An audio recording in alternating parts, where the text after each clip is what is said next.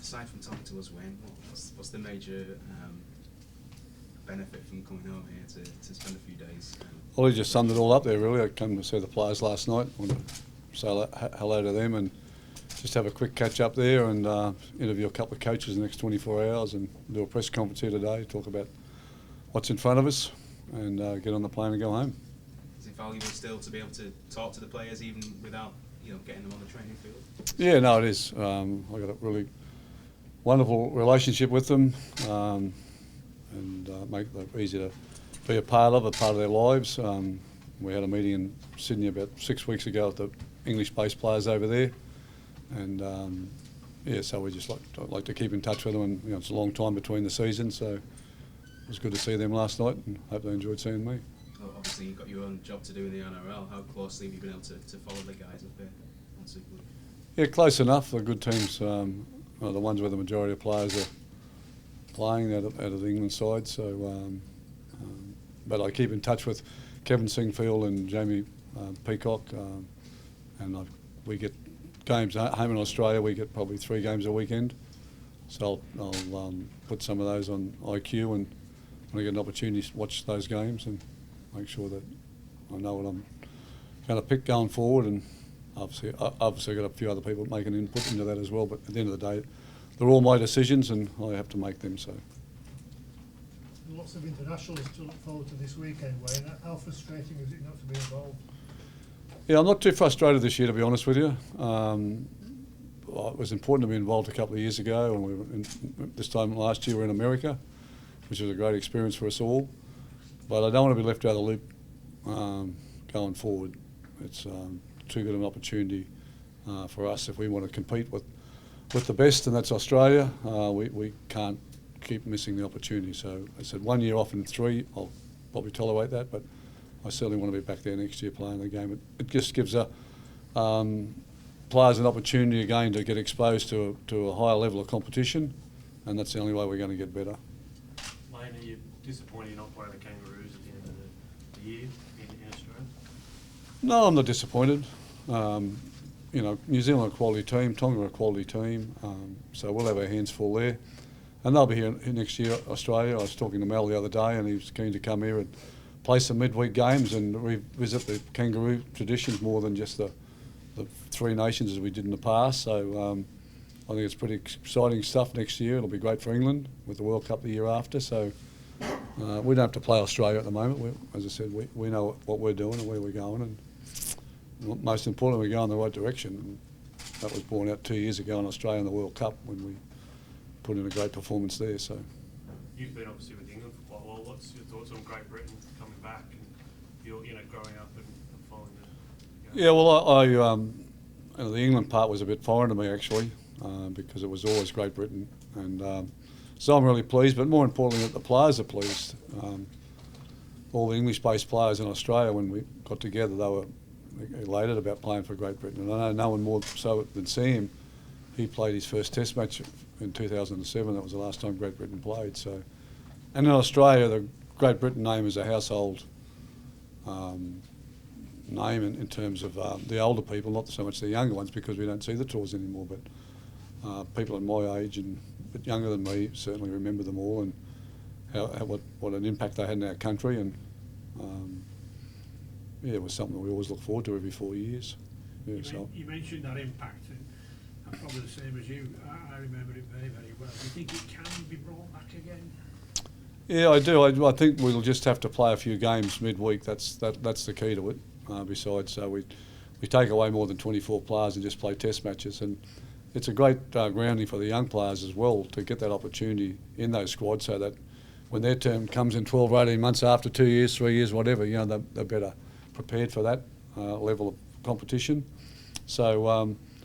I'm optimistic that can happen. As I said, it's got such a great brand, Great Britain in Australia, and the Rugby do it, and with the Lions, and they do a great job with that, and they come to Australia every 12 years, and there's a huge amount of interest right across all the codes about that tour. And so, as I said, it'll be great next year if Mal comes, and they are the Kangaroos, and they do play some midweek matches, and I think it'll be a start for us all. Has it been a failure of our game to allow those to die away? It's quite sad. There's been a lot of failures of our game, okay?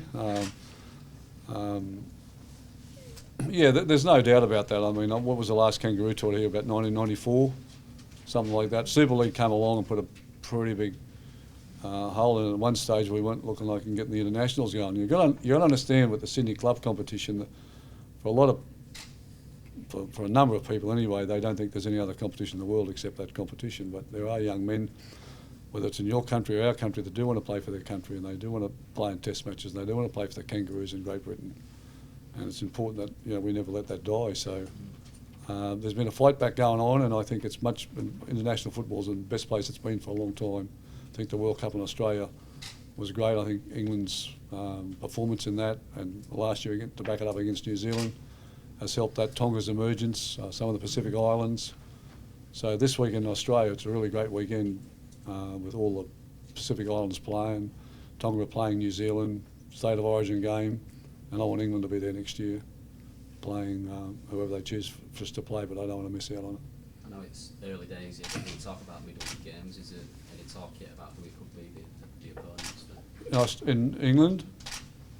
Well, I'm only going on Mel's, and he obviously played here for a period of time at St Helens. In fact, he played in 1982? No, 84. 1984. And he said he talked to some of the owners here about the possibility of playing games here next year, and possibility of playing the Knights as well, which would be great for them. So, yeah, and I think would only be 2 or 3 games, but that's all you need. You just need those 2 or 3, then you can make it what it used to be. Callum Watkins announced his move to the NRL. Pleased that he's giving it a shot down there. I'm really pleased for Callum. Yeah, I noticed with Callum that the higher the standard game that we played in, the more he'd lift himself, and I just think he needs that competition now, that level of competition every week to take him to find out just how good he really is, because he's a wonderful player, and he's had obviously a bit of a tough time with the knee reconstruction. They knock you around a fair bit, and regardless of what we may feel as coaches, it takes them at least another 12 months from the time they rehab to get themselves back to their best, because they're a hell of it. Not a nice injury actually, and it does take a fair bit of time. So I think he's got half a season behind him here now, and the coast will be good for him. It will challenge him, and the competition will challenge him. Wayne, with it being Britain rather than England, are you aware of Welsh, Irish and Scottish players that were eligible and performing well? Yeah, no, I've heard something about that. Yeah. Do you envisage picking non-England players in the Great Britain squad? I'm going to pick the best team that I possibly can. I'm going to pick what I'm allowed to pick. So if people are eligible or ineligible, they'll tell me. And if you're eligible, then it doesn't worry me where you come from. I just want the best players on the tour, and the players want that, and that's what I want. I can't, be at someone's beck and call that we've got to pick someone from one country or one nation for, because that's what we need to do to balance it. It's the best players for me, and that's the way it'll be. And no one suggested to me otherwise, and I don't believe anyone will suggest to me otherwise. Is the few names thrown at you? Yeah, no, there's been a few, and there's a few that we need to find out about their eligibility, whether they want to play or not, and what their interest is. Yeah. Is the number one priority to win the series this year, or is it to progress towards the World Cup? Well, the World Cup is kind of the pinnacle of it all now. So, and with being here in your country in 2021, it's important that we're probably at our best then. So all of my thinking at the moment is towards that. And this is probably a year that got a bit of give and take in it, but next year against Australia will be really more important than this year. And we want the team that will probably be in the World Cup and that playing next year against Australia. That will be my mindset. Whether I can get that or not, I'm not sure, but that will be my mindset. You're not a contract this year, Wayne. Are you going to be signing a new deal then fairly soon? Look, I haven't discussed that with anybody. I haven't thought about it. I'm not thinking about new deals. I'm just thinking about what's best for England, Great Britain, get the best players, go to New Zealand, do the best we can, come home and make another decision. And I'm in my own mind, I'd like to be for the World Cup in 2021. The squad's just about here now for that. There won't be a real lot more players come into that squad in the next 2 or 3 years. There'll be a couple come in, but there's a lot of those men are still their best years are not behind them yet. So, yeah. Can I say a couple more for Wayne and then we'll move on to Rose? Is that okay? new guys coming in into the squad this year? Pardon? Of the new guys coming into the squad this year? Yeah, Liam- well, it'll be a Liam Great Watts Britain is- squad, so there may be some Yeah. guys. Yeah. But Liam Watts from Castleford, he's obviously been brought to the squad. What have you made of him this season? So.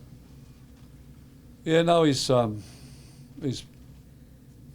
I saw him play at Hull. He's certainly got something going for him. But you know, it's an area that we're not short of in the Great Britain team or the English team as front rowers, and there's plenty of depth in that area there. And a few areas that we've been a bit, light in depth of starting to fill up a little bit as well.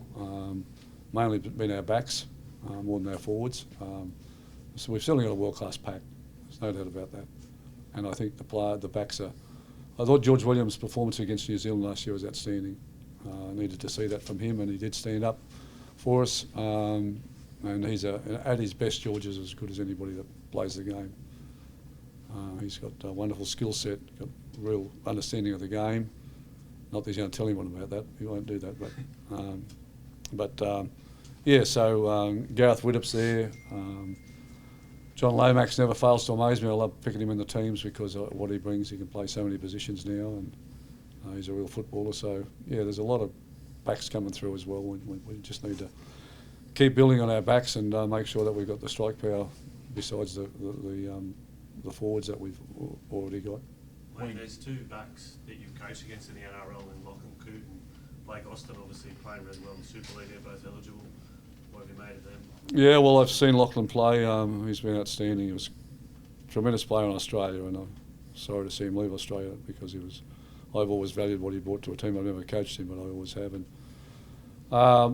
Blake has really seems to be playing and enjoying his footy over here, and again, I've seen great talent in Blake. He hasn't always lived up to it at times, but it was there, and I just think over here he seems to be more settled and playing some wonderful football. So if they're eligible and they want to come on, they'll be part of the mix, part of the decision making that we'll have to make. And Blake, just 2016, was that when he was at Canberra, you asked if he was eligible? Is that right? For England? Yeah, I might have then. I can't remember actually. I was asking, well, a lot of people eligible for England then, but I'm not asking anymore because I know what England's got. And, as I've said to these guys here, and I'll be quite candid with you all, and it's being proven again with John Bateman turned up, Sutton turned up. The guys that play for England here, there's not one of them that wouldn't play in the NRL competition on a regular basis, first grade. There's not one of them. They just don't get the raps that they probably deserve.